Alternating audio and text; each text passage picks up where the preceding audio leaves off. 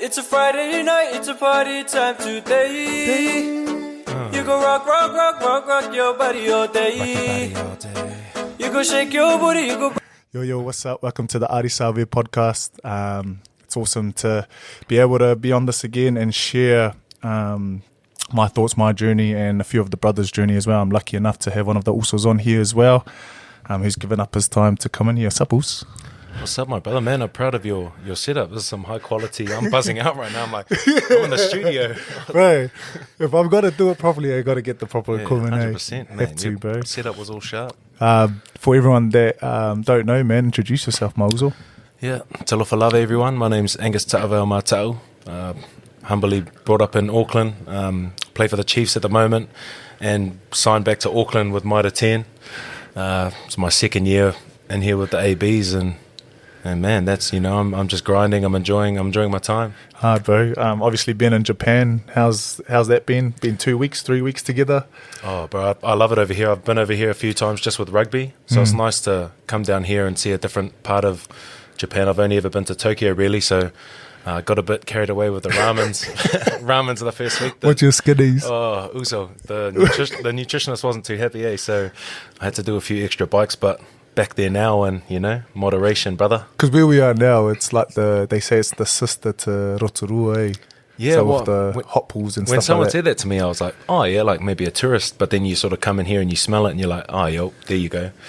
Yeah, and I know being in the team, everything going all good. Oh, it's buzzy. I know I talked to you before about when we walked out on Saturday night against Africa and like I almost just cracked up because of where I've come from, and to be representing New Zealand and putting on that black jersey, the anthems, bro, the huckers have been like next level. Like it's just, bro, it's such an awesome like. I heard. Have you challenged Anton yet? Because you said that you were going to hucker him off. Yeah, just so a little at the front of the line, just a little side comment. I thought Anton, he brings it, but I thought I'll just hucker him off and challenge him for a spot, try and get into the mix. But nah, he's pretty hard. He doesn't mind checking out the poo cunners. First time I did a poo cun on the weekend. Yeah, I saw you on the camera too. Yo, I was like, I've always been like sacking it to do it. Like I don't want to look like I'm playing it, but I was like, all the boys doing it. So I was like, 100%. And I think being at Hukirangi kind of brought us all together, Bro. It's just a different vibe now, To feel like that connection, and then even what they did with Rito and TJ. But man, I've got so much respect for TJ. Like when he's leading, and the other boys as well. But TJ's pretty much our main leader. You just feel like the passion and like, and then it's just like goes through you, and then all the other boys are up, and you're just like, let's go. Yeah, because I'm the one that gets slapped on the back. Bro, it shocked me the first time, but now I'm like, I can feel like... bro, because I was like... And then in the corner of my eye, I see this like all your sweat coming. I was like... Bro, so we'll strip it right back, Moles. Obviously with the footy journey, like, I don't think many people know the journey you've been on, also. And I know, like you said, we've chatted a few times and it gets emotional because, man, like, looking back 2 years ago, but bro, strip it right from the beginning with Super, the teams that you've been through, because you did a stint in Sydney and the Waratahs, and just being here now, man. Yeah, so I was like Auckland boy, pretty much born and raised, lived in Raglan for a few years, which is just out on the west coast of Hamilton, but went to boarding school in Auckland, just humble B grade. So I was lucky enough to get picked up into the academy system, and then so on and so forth. Played New Zealand under 20s, debuted for Auckland in 2010, and then was wider squad with the Blues in 2011. So I was with the Blues until 2015. Moved to Taranaki 2014, which was awesome for me. How was this thing at the Blues, bro? Was it because my first year was 2013? So I debuted in 2012, and that was sort of like when the likes of Ma'a, Piri Wipu, a lot of those guys had just come off their first World Cup win, and man, we went terrible. It was Pat Lam's last year. It was a pretty tough year to be a part of that team, but it was exciting for me because this is the team I grew up, idolising, players that I'd always loved watching, Joe Rocks, guys like that who would play there now. I was in the mix with them, but a lot of tough years. But I never played any playoff footy until last year with the Chiefs. So that in RGO. So although I loved playing with the Blues, it was you didn't accept it, but like we were never really in the hunt for playoff time. Like last couple of games was just like all right, we'll do it for pride. You know, we weren't in the mix, and then came 2015. I never really had any camps or anything with the ABs. Had a couple of good years where I thought, you know, I might sort of get in the mix or be close, but nothing ever happened. And, you know, 25 years old, my mother's from Australia, Melbourne, and my dad's from Samoa. So, you know, I had multiple eligibility. What, so you could play for Australia, New Zealand, and Samoa. Yep. So, you know, I made a pretty tough call to go to Australia in the hopes of playing for the Wallabies. Bro, that would have been tough, eh? Like, because I remember watching, because you played 20s with Bus, eh? Yep. With Jules. And then like seeing someone like you go over across the ditch to chase that, you know, like. Yeah. Well, I mean, like you probably never seen many people do it, but there was a couple other guys that had done it, and I suppose it was just opportunity for me. The TARS came to me. I didn't actively seek it. Like I was sort of still on the fence. TARS came to me and were like, yeah, we're keen. And it was nice to have someone who had a bit of confidence in you and was keen. So 100%, you know, I talked to my family a lot, and you know, my agent, and I made the call to give up my dream in New Zealand and head across the ditch. And man, how was it, bro? And lifestyle was awesome, bro. I lived in eastern suburbs. You're a bit of a budgie smuggler guy. Yeah, well, I think I dyed my hair blonde just before I went over. Big tar player. Never wore budgies. Now I love them, mate. So I took a couple of good things from there, but lifestyle was awesome. Lived in the eastern suburbs, like 5 minutes from Coogee Beach. 10 minutes to training. All the lads were awesome. Like, enjoyed my time, but the rugby it was quite similar to the Blues. Like, we had an awesome team, but we just couldn't click and put it together, and it was another 2 years of no playoff rugby, and it was frustrating because you looked around the players, like, you know, some superstars there. Bro, like, it's a pretty stacked team. You look at the names that were in there, and we just couldn't put it together. So more frustrating rugby.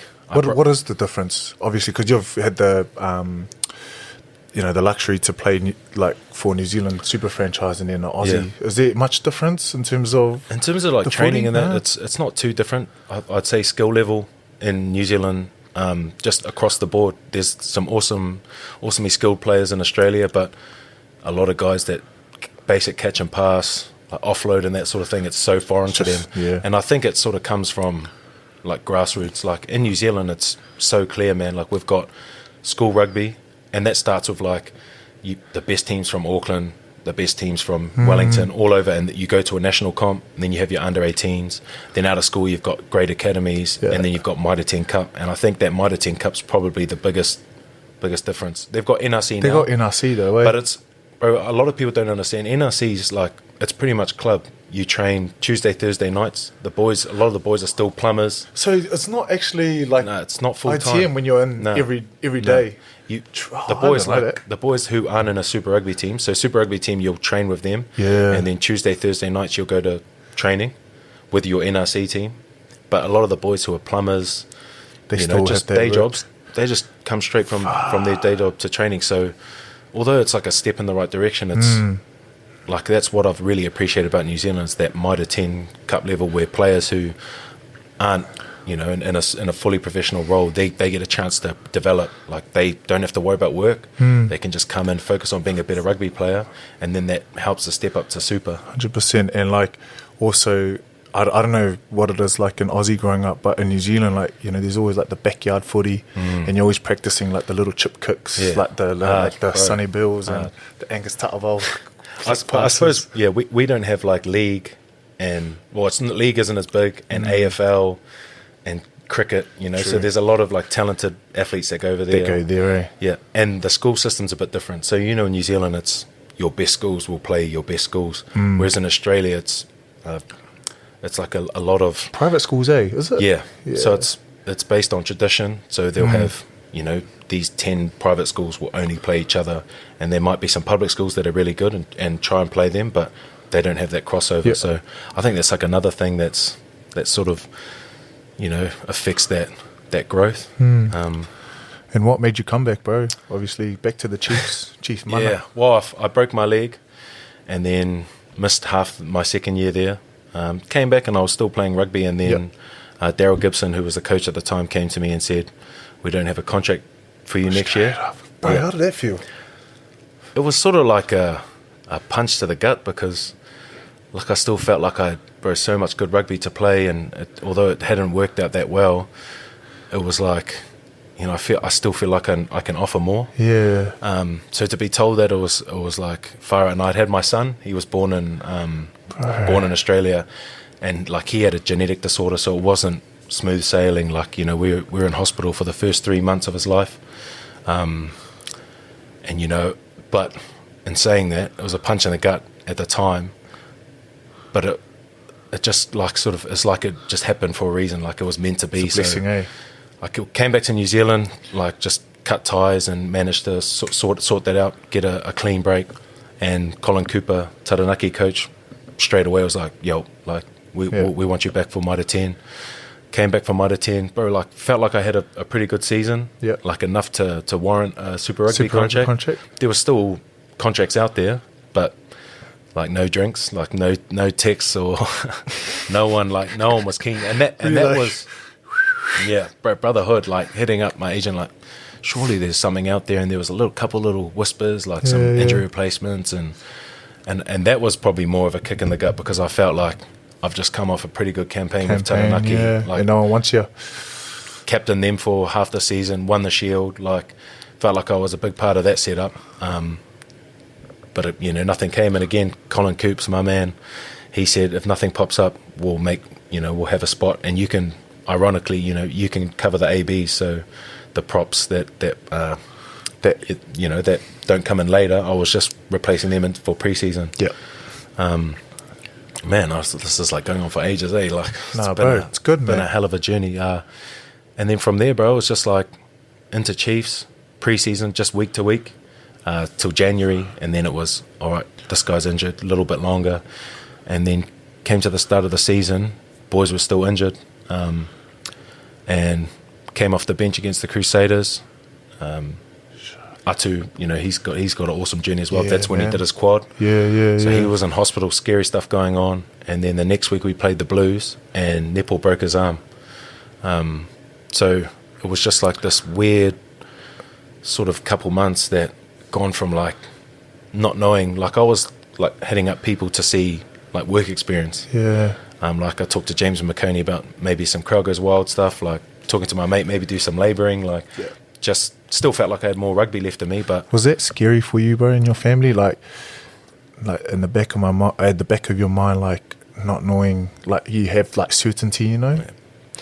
100%, because I suppose every year, every couple of years before that, it was like sign a contract, 2 years. Yeah, sweet. Bro, you're sweet, eh? Another contract, 2 years, sweet. And then it just came to this point where it's like, far out. I've literally have no certainty. Like I've got nothing locked in. I've got my young son here. You know, my wife. And it was like this realization that, you know, you always hear people say rugby, you know, it's only goes so long. But when you're in that bubble, bro, you literally think, nah, I'm untouchable. Like, that won't be me. And then you get to this point like where I was, and it's like, I need to like switch on here. So it was almost like a blessing in disguise, because I made some moves to start things going and get that sort of thing. But to be in that position, like I'd seen some of my mates retire from concussion, but like that was, you know, that wasn't on their terms. Whereas I was in this position where it's like, I can still play, man. I've got a lot to offer, but no one wants to give me the opportunity, eh? Yeah. So the way it worked out, you know, I ended up playing every game for the Chiefs that year. Got some good minutes. Like, you know, I backed myself as a mobile prop, so to play 70, 80 minutes. You look like you can play in the loose forwards, Brass. Just put it out there, hey. Bro, prop, lock, 8, 6. Just time out, switch to the molds. Bro, I'm away. Bro, newfound energy, man. Because you run a better Bronco time than me, I think. You're under 5, eh? Oh, yeah. When I'm feeling good, sharks, man. No, boy, yeah. Like I've always tried to back myself. Like I'm 128 kgs. A lot of people think I'm a lot lighter. Eh? Probably don't look as heavy as I am. But like always back myself to, you know, to get around and be a bit fitter. Bro, and how did the I guess like you're here now, bro, and how did that whole journey in terms of getting into the AB's camp and obviously being in the team, bro? How did that come across, and how did you feel, bro? Like, cause I'm getting like goosebumps, like thinking about it. So like me and Carl Tuinukuafa, we were similar, and he made it to the All Blacks just before I did. So to see him get there was like, that's awesome. Like, felt like I'd been playing some good rugby, and so was he. So he got in there. I was like, sweet. So got to Mitre 10, and I was like, unreal. Like, happy with where I'm at. I'll just had locked in a contract with the Chiefs, so I had a bit of certainty, and I was like, all right, I'll just ball out now, just enjoy Mitre 10. And then it was the night before we played counties, so we were about to fly out. I was getting picked up by one of the boys, Marty McKenzie, and I was just at home by myself because the family were up in Auckland. My little boy, he still has appointments at hospital, so they're up there, and I get this. I went and had a shower and come back to this text, and it's like, hey, it's Darren Shan, All Blacks manager, give me a call. And I'm just, were you like? Bro, I was like, honestly, I just like looked at it, I was like, is this a stitch up? Like, is this one of the boys? And then I looked at the number, and it was like a Christchurch thing. I was like, no, the boys aren't smart enough to do the, you know. So I was like, oh, I'll just give him a call. And I called him up. He's like, hey, it's Darren Shan, All Black manager. I'm about to make your day. And I was just like, bro, like I didn't even know what to do. And he said, you've been called into the All Blacks for the rest of the championship. And like, bro, just thinking about it now, like at the time I honestly, like I was looking around because no one was in the house. It was just you. So I was looking around, I just wanted someone like to come up and hug me and like, let's go. And then I was straight away, I was like, oh, thank you so much. Like, I appreciate this. Like, can't wait to get involved. So straight after that, I called my wife. And bro, honestly, I was like, like I couldn't get it out like for what felt like 5 minutes. She would be like, what's wrong, Angus? What's wrong? Straight up, she was like, what's going on? Like, is it bad? Like thinking I was gonna like break up with her or something. And I was like, no, it's good. And then like I've been called into the All Blacks, and it was just like this whole journey that we've just been talking about. You know, at one stage giving up that dream to then be called in, and then called the rest of my family, called my mom. She was like, nah. You're having me on. And then I was like low-key angry. I was like, just celebrate. Like, I want to celebrate with you. And then I called my brother, and bro, he did this noise I've never heard. Like, he was like, like bro, brotherhood. And I was like, just to like see what it meant to my family, and like, and everything they've done for me. It was like sacrifices, you know, like same for you, like different journeys, but 100%. What's similar is our families, you know, like what they do for us. And when I debuted, my family flew over and to be able to celebrate. Argentina, eh? Yeah. So I debuted. So it was like, you know, we don't find out if we're playing till the Tuesday. And the family, it's like, it wasn't cheap, but my cousin's missus works for Air New Zealand, so she managed to get some cheap flights. So to have them there on my debut, it was the same thing. Like I was like singing the anthem, and like I just felt like I just was smiling, then like was like almost tearing up. So yeah, bro, it's been a hell of a journey, man. Bro, man, and that's a testament to you, bro, and your family, because like I've never been in that position where I didn't have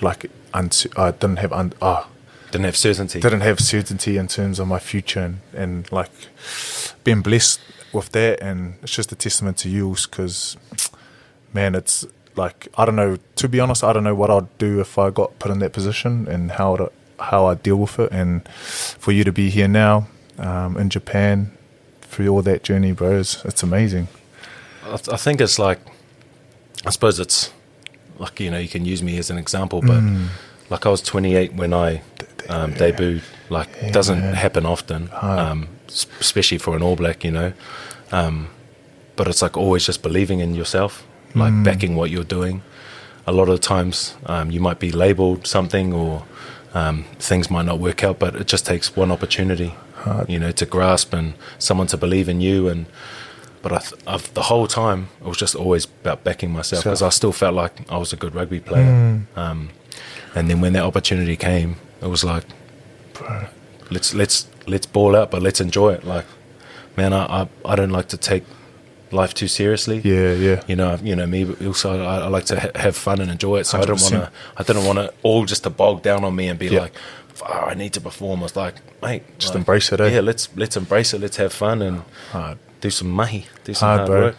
Bro, and it's a real me learning for like even like kids or even people that are trying to crack it in the professional game, bro. Like you're just a perfect example in terms of you don't need to be 18 and you might miss a few teams, but that's still okay because like you said, you made your debut at 28. You know, so it's your story is like an inspiration, what people can look up to when things don't go right, you know. And I think like probably in this day and age it's a bit different to when I was a bit younger. Like everyone wants it to happen right now, straight away. Yeah, if you come out of school, it's like I want to have a Super Rugby contract, and like say me and you coming out of school, you get a contract that I don't, it's like, oh, it's over. Like people comparing themselves to other people, but it's like, man, your journey, like no one's journey is like parallel. Like you might go, you know, I'll go this way. It's not all one straight line. It's like backing that growing as a person and like believing in yourself. Like the journey's not going to be smooth sailing. You know? I think, and when you compare that to other people, but he's had everything. Like he's there already. I should be there.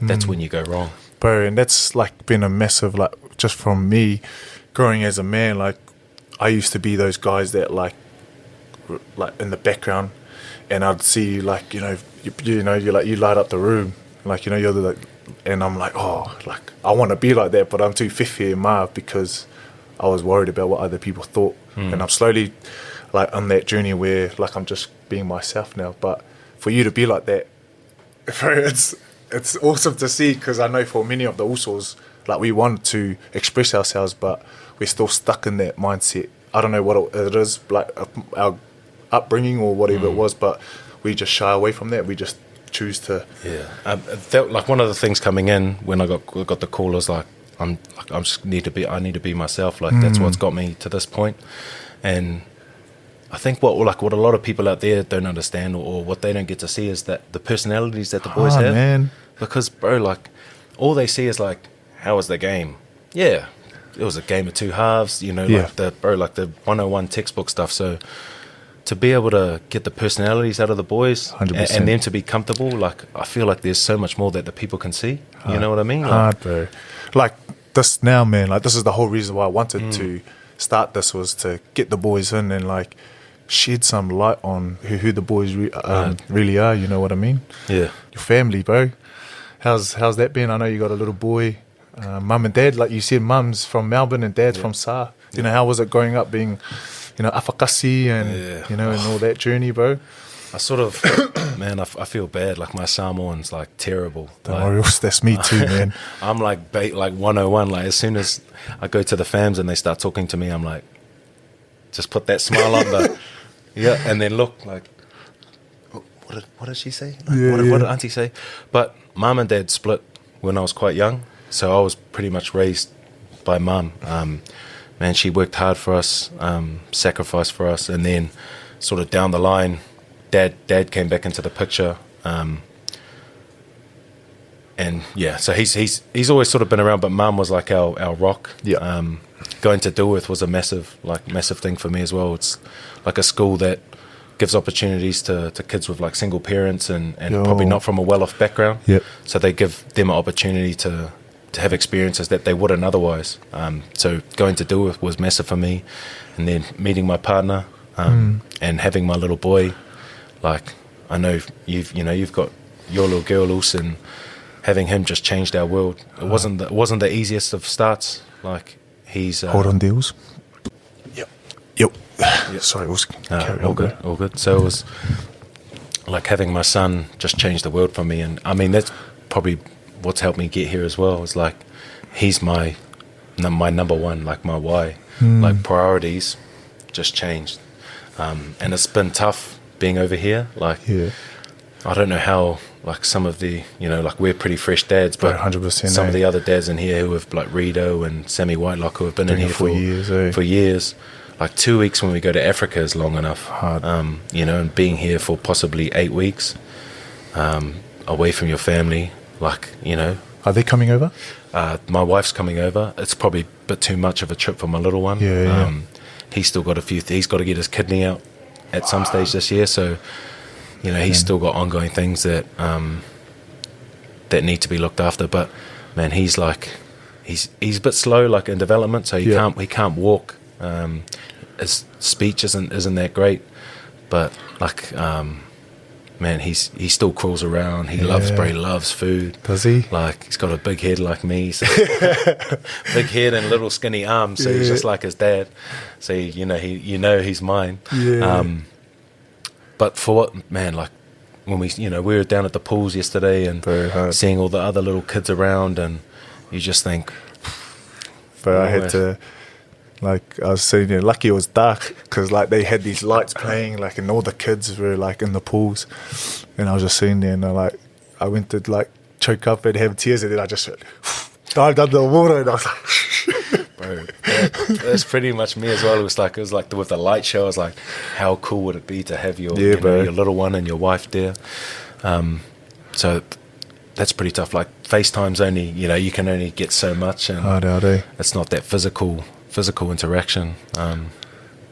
They'll be so proud of you though, bro. Hey, like your wife and stuff in the journey. Like 100%. I mean, they know, like I tell them every day, like I love them. Yeah.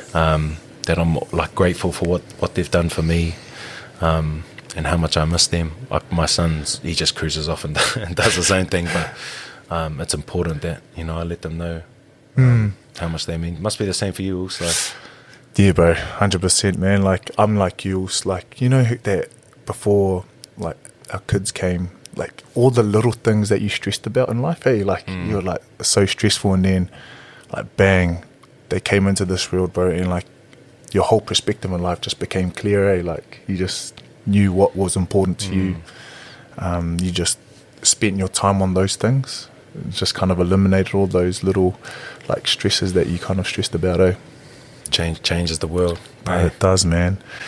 And also, like, you light up the room, bro. And like, how have you come to that mindset? Because I know you're real big on mental health too. Yeah. We've had our like a few catch-ups when Triple T Dog was in this environment. Yeah. So how, like, your personality, bro. Yeah, I mean, I've always been like, I suppose it might be that I was like a chubby kid, so you had to be the funny guy, and I've always been that. I've always been like the loud sort of out there kind of guy. And although like I haven't personally felt like I've had like depression in that, I've had family members who have taken their own life, and like for me, I just try and I don't know, like help, like. Not only be someone that's dry, not while we're going deep here. We're going deep, man. Not while we're deep in there. Rico, Lily, you gotta say, bro. I was trying to be staunch, but like he got you bad.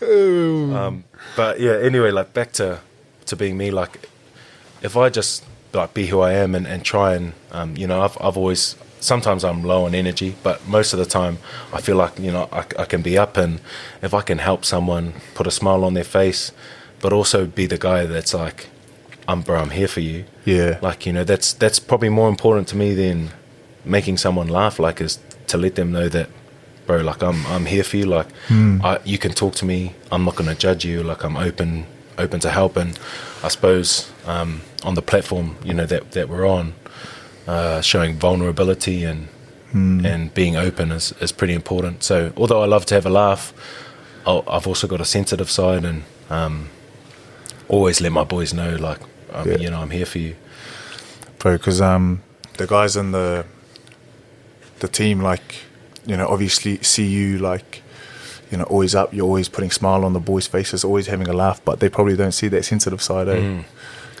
Well, yeah, that's pretty much it. Like, I always get up there before meetings and try and make the boys laugh. But it's probably something that we don't really speak about that much. Like, I know, like, we've had chats. Yeah. And, like, we're pretty happy to open up to each other, but I suppose it's trying to spread that awareness with the other boys, like, because it's so easy for someone just to be like, I'm sweet. Do you reckon, like, you know, you mentioned vulnerability, like how that's real important. Do you reckon, like, for us as men, we find it real tough to be vulnerable? You know what I mean? Like, hard. Even though, like, I want to be open, when I see my mates struggling sometimes I find it hard to ask that question, like, are you okay? Like, because I can see physically, you know, you're not yourself. Yeah. But it's like, it's hard to open up. And if I'm coming from the guy who doesn't have those feelings, then how hard would it be for that guy who might be putting on a mask or going to a really dark thing to open up? But I suppose what I've found is once you get past that and you just start talking and you know, you can relate to each other and sort of try and help. I suppose what's hard for me is I don't know all the answers. Yeah. It's like, I want to be there for that person, but sometimes it's hard if I don't know what the answer is. And sometimes, like, you don't even need an answer. All that's needed is, like, for them to know that you're just beside them. Like, yeah. You know what I mean? I've talked to some of the boys and they've told me things that they've never said out loud. And although, like, I was like, bro, like, you know, I don't know exactly what the answer is, but, like, I'm here for you. And then after that, it was like, for them, it was like relief, like, to actually get it off their chest. Like, it's probably something that's been ticking away, but they've never talked about it. And I suppose for me, it was like awesome because there's some things that when we'll talk, like, I'll realize, like, far out, like, you know, that I can relate to that, or, or you know, like, that makes me appreciate something else a lot more. But it's about starting those little convos. Very hard. And even if the boys are all right, you know, and you just have a check in, like. Hard. And I was supposed to do a Q&A show a couple of weeks. I put it on my gram, and I had to answer some of the questions. And one of the questions that I was supposed to answer was, who's the funniest guy in the team? And my answer was you. But and one of the things I said is because you get up, you make the boys laugh, like, every morning. You get up and you just you know, you light up the room, but also you do a bit of freestyle rapping. You're one of the. Also, don't put me on the block. You're one of the main rappers in the team. Also, I was just gonna see if you can do a little bit of a freestyle on this podcast to finish it off, Russ. Bro, but usually, like, last year, my flow was like. Your flow was hissing, bro. But, like, I don't know what it's been this year, bro. But I've, like, tried a few times, like, a few with you, a few with Reeks, a few with the other boys. And, like, I'll be like, yo, and then I'll just hit this wall. Yeah. Last year we had Triple T, and he was like the trash can. So like when he rapped, you're like, oh, I can trump that. But Triple T was the trash can. But now that our trash can's gone, like, it's hard to, you know, like, it's like he was like your stepping stone. Like, he'd be down there, and you'd run up and then jump off his back. And you made yourself feel better. And then you're just flying and ripping. But I also think a good beats kills, like. If we go a cappella or bro, you start us off, and then maybe I'll see what my. I'm not thinking. Yeah, same as me. Yeah. Okay, you drop the beat, like, just do like a. Yeah. Yeah. Okay. Yeah. I'm chilling here on the podcast. No one knows what, because I'm so fast. Ooh. Chilling here with my boy Angus Ta'avao. Ooh, see, that was 3 lines. Not to celebrate the 3 lines, Hills. Had lunch. I need a faster beat, bro. Oh, I need a faster beat. I'm going slow beat so you can think. Nah. Give me a jam. Okay. Give me, like, a topic as well or something. Okay. I'll go. Okay. Where do you go? Do you want a fast or slow beat? Just whatever. Just feel it. Love. Hit the beats. Yo, chilling here with Artie, talking about the mind. Every damn time, I feel like I want to cry. Thinking about my family, my little boy back at home. But it's all good, cause I'm getting in my zone. Got this mic, yo, I'm in the studio. Covering up the rulio, yo, Jones, wide receiver on. That's how I go with my flow, never slow. Oh, yo, I'm on, in the zone. Not the repeats. Not the repeats. But thanks heaps also. Is there anything you want to say to the people out there that are listening and watching? Any last words? Nah, I just want to thank you all. I appreciate what you're doing. Love your setup. Love that you can pull out the boys, the personalities, and let the people know a bit more about us. Keep listening to this guy. He's the man. And, bro, beast mode. Thanks, Uzo. Let's go. Big time play. Let's go.